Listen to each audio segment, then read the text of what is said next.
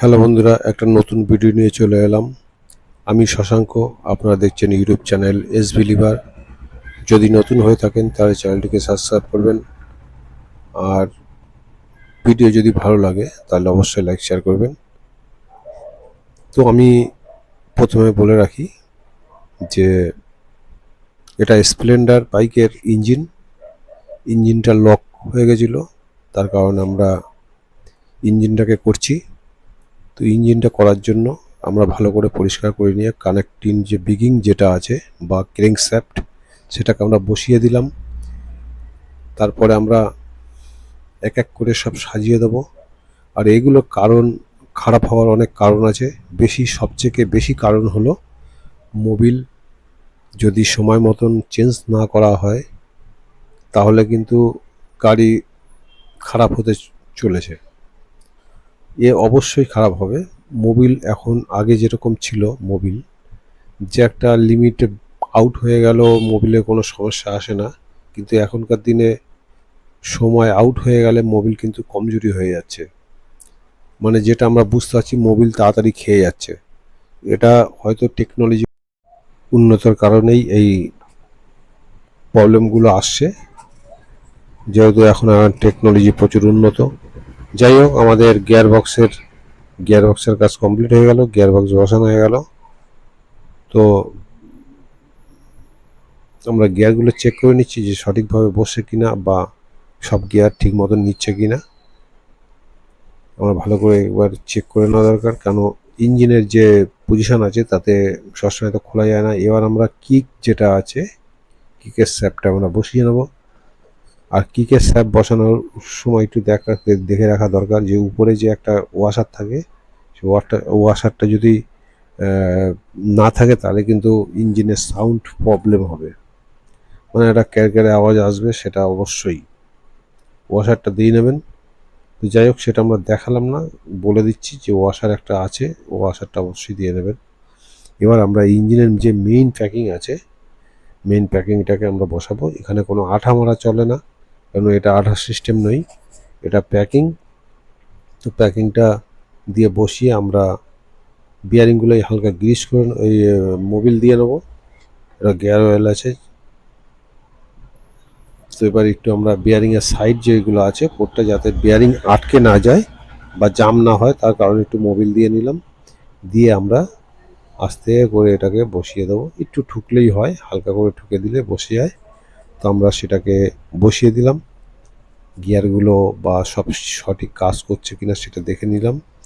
এবার আমাদের বোল্টগুলো সব ফিটিং করে নিতে হবে।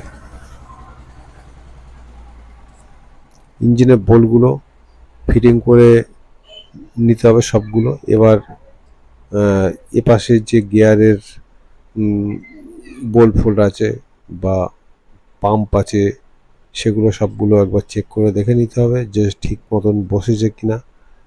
আমার যে এই যে পাম্পের গিয়ারটা যে আছে, গিয়ারটা দেখুন উঁচু হয়ে আছে, বোঝা যাচ্ছে। আমি বলছি যেটা, সেটা হলো বোঝা যাচ্ছে যে উঁচু হয়ে আছে। এটা কিন্তু সঠিকভাবে বসিয়ে দেওয়া যায়, এটা কোনো ব্যাপার না, হাত দিয়ে ঘোরালেই বসে যাবে। তো এরকমই জিনিস, এগুলোকে খেয়াল রাখা অবশ্যই দরকার। তো যাই হোক, আমাদের যে কাজটা হলো সেটা হলো ইঞ্জিনের চেম্বারটাকে সঠিকভাবে টাইট করা। তো এগুলো টাইট মোটামুটি প্রথম হালকা করে করে নেওয়া দরকার, তারপরে একবার ভালো করে চেক করে নেওয়া দরকার। কারণ এইখানে যদি লিকেজ হয় তাহলে কিন্তু মোবিল বেরোবে, আর মোবিল এখান থেকে বেরোলে কিন্তু বন্ধ করা সম্ভব না ইঞ্জিন না খোলা পর্যন্ত। তাই আমি বলছি, যখন ইঞ্জিন খোলা হয় তখন সঠিকভাবে এই বোল্টগুলো ভালো করে চেক করে নেওয়া দরকার, প্যাকিং ভালো করে চেক করে নেওয়া দরকার।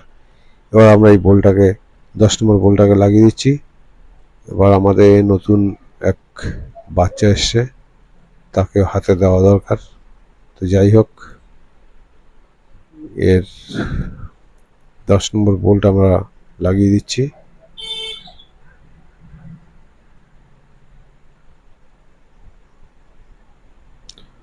ব্যাস, এবার আমাদের যে ক্যাপটা আছে উপরে, ক্যাপটা লাগিয়ে দিচ্ছি। এটা রাবার ক্যাপ। এটা আবার না লাগালে এখান থেকে কিন্তু অয়েল লিকেজ করবে।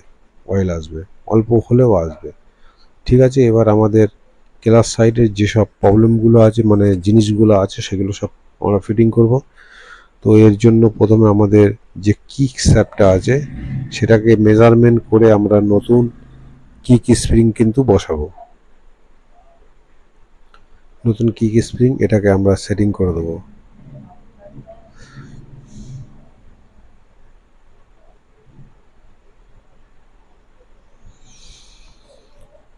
কিক স্প্রিংটা মোটামুটি এখানে একটু অসুবিধা হয়। তো যাই হোক, এবার এটাকে ফিট করার পর আমরা এর একটা লক আছে, লকটাকেও বসিয়ে দেবো। বসিয়ে দিলে আমাদের মোটামুটি লক হয়ে গেল। এবারে এটাকে একটু উঠিয়ে ঠিক মতন বসিয়ে দিতে হবে লকটা, যাতে লকের ঘাট থেকে বাইরে বেরিয়ে না যায়। এবার আমরা সব চেক করে নিলাম, সব সঠিক আছে। এবার আমাদের যে গিয়ার শ্যাফটটাকে বসিয়ে নেব। গিয়ার শ্যাফট বসে গেল। এটা আস্তে ধরে বসিয়ে দিলেই বসে যাবে, না কোনো ব্যাপার নেই এইসবগুলোই, এগুলো আপনারা ভালোই জানেন। তাই এর যে প্লেটগুলো আছে প্লেটগুলো এবার বসিয়ে দেবো। এইভাবে একটা ইঞ্জিন ফিট করতে হয়, এমন কোনো ব্যাপার নেই। তো যাই হোক, ভিডিও আপনাদের কেমন লাগছে অবশ্যই জানাবেন। আর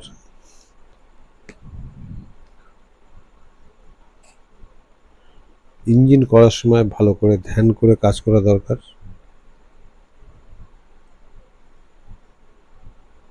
আমরা দেখে নিচ্ছি গিয়ার সঠিক পড়ছে কিনা।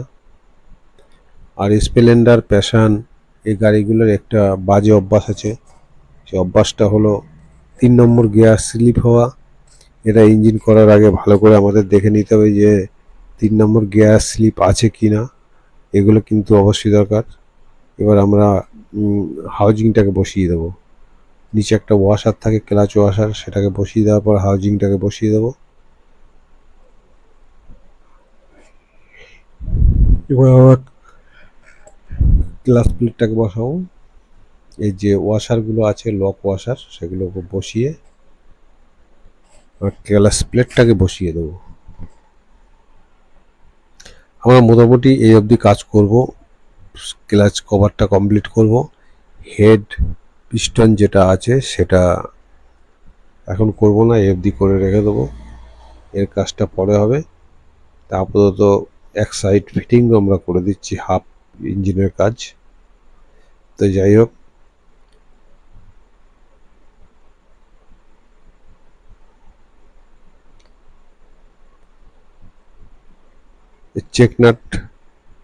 চেকনাট হালকা করে বসিয়ে দিলাম, টাইট এখন করলাম না, আগে টাইট পরে করব। আমরা এই 10 নম্বর বোল্ট দুটো লাগিয়ে দিচ্ছি। এবার এটাকে আমরা ফুল টাইট করে দেবো। এটার বাটিটার দেওয়ার কারণ হলো, বাটির মধ্যে কিন্তু যেহেতু পাম্প নেই, ক্লাচে অয়েল দেওয়ার মতন ক্ষমতা এর নেই, এর কিন্তু অন্য কোনো জায়গা থেকে অয়েল আসে না, এই বাটিটার মধ্যে অয়েল আসে। সেই অয়েলটা কিন্তু ক্লাচকে ভিজিয়ে রাখে, যার জন্য ক্লাচ প্লেট কিন্তু অনেক দিন চলে। এবার ব্যালেন্স ওয়েটটাকেও বসিয়ে দিলাম। এবার চেক নাটটা লাগিয়ে দিয়ে আমরা এই নাটগুলো টাইট করে দেবো।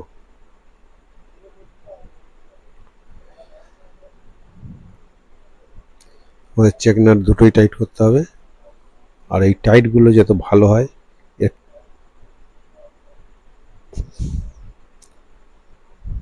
এবার চেক নাটটা টাইট করে নিলাম।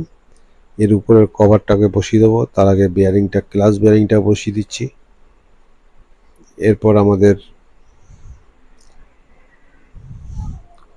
এই কভারটাকে বসাবো। আর এই কভারেতে একটা অয়েল সিল আছে, অয়েল সিলটাকে দেখে নেবেন যদি ফেটে না যায়।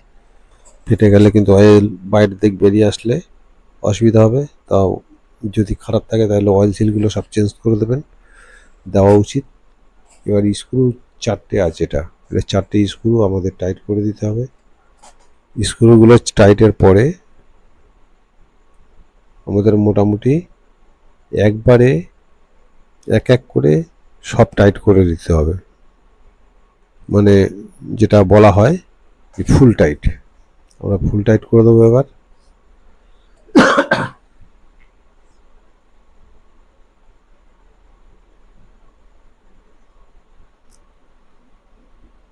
ব্যাস আমাদের হয়ে গেল। এবার অয়েলের যে জাল আছে, অয়েল ফিল্টারের নেট, সেটাকে আমরা বসিয়ে দিলাম। এবার আমরা গ্লাস প্যাকিং লাগিয়ে গ্লাসটাকে বসিয়ে দেবো, গ্লাস কভার। তো আমাদের এদিকের কাজ, এক সাইডের কাজ কমপ্লিট, মোটামুটি কমপ্লিটের দিকে। তো আমরা ফুল ইঞ্জিন এই মুহূর্তে করতে পারছি না, কারণ ফুল ইঞ্জিন করতে গেলে অনেক সময় ব্যাপার আছে। আমরা এই হাফটাই দেখাচ্ছি আপনাদের, হাফটা কীভাবে করতে হয়। আর এই কভারগুলো লাগানোর সময় সবসময়ের জন্য ডুয়েল পিন ইউজ করা অবশ্যই দরকার, যাতে ডুয়েল পিন যে কোরগুলো আছে, বুশ বলে কেউ, কোর বলে কেউ, ডুয়েল পিন বলে, এগুলো কিন্তু অবশ্যই মাথায় রাখা দরকার। এগুলো দেওয়া অবশ্যই দরকার, কারণ এগুলো একদম সেন্টার বাই সেন্টার পরে বসে থাকে। তো এগুলো মাথায় রাখতে হবে যে এগুলো যদি না থাকে তাহলে অবশ্যই নতুন লাগিয়ে দেওয়া উচিত। তো আমাদের মোটামুটি কভার বসে গেল। এবার আমাদের চারদিকের যে নাট বোল্ট আছে সেগুলোকে লাগিয়ে দিলে আমাদের মোটামুটি হয়ে যাবে। তাই এর বোল্টগুলো আমরা এখন লাগিয়ে দিচ্ছি। তো আপনারা দেখছেন ইউটিউব চ্যানেল এসবি লিভার, চ্যানেলটিকে সাবস্ক্রাইব করবেন, আর যদি ভালো লাগে তাহলে অবশ্যই লাইক শেয়ার করবেন। আর ভিডিওতে যদি কোনো রকমভাবে ভুল ত্রুটি থাকে সেগুলো কমেন্ট করে জানাতে পারেন। আর যদি আপনাদের কোনো কিছু জানার ইচ্ছে থাকে সেটাকে আপনারা অবশ্যই কমেন্ট করে জানাতে পারেন। তো আপনাদের জানাই ভিডিও দেখার জন্য অসংখ্য ধন্যবাদ। আপনারা সাপোর্ট করছেন তাই আমরা এগোতে পারছি। আর ভিডিও দেখে যদি কেউ কাজ শিখতে পারে সেটা আমি মনে করি অনেক আমার ভাগ্য। তো যাই হোক, কাজ শিখুন, কাজ শেখার শেষ নেই। আর আমাদের আগে বাড়াবার জন্য যথেষ্টভাবে আমরা চেষ্টা করব।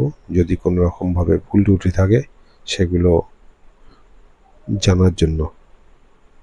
তো মোটামুটি আমাদের যে ইঞ্জিনের বোল্টগুলো আমাদের সব টাইট হয়ে গেছে।